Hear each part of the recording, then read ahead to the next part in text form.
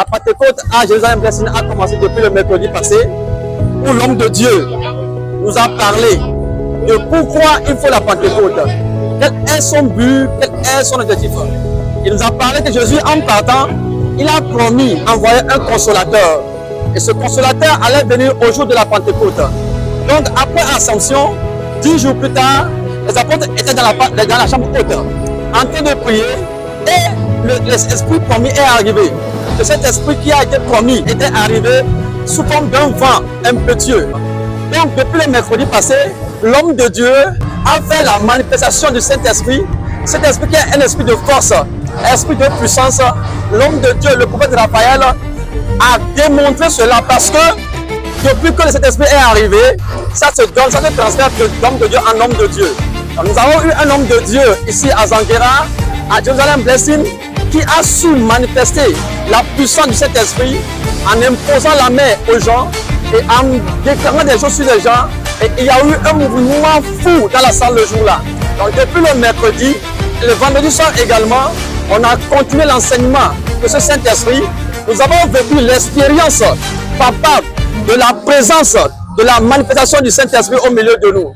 Bien aimés, quand la Bible en parle, jusqu'à aujourd'hui, nous vivons encore ces temps.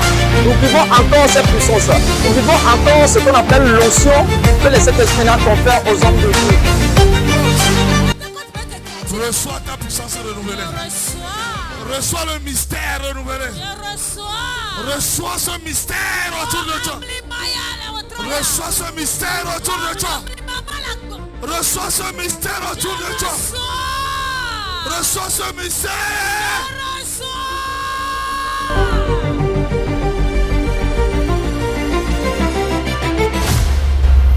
Aujourd'hui, dimanche, nous avons encore vécu l'apothéose, c'est-à-dire le jour J de la Pentecôte.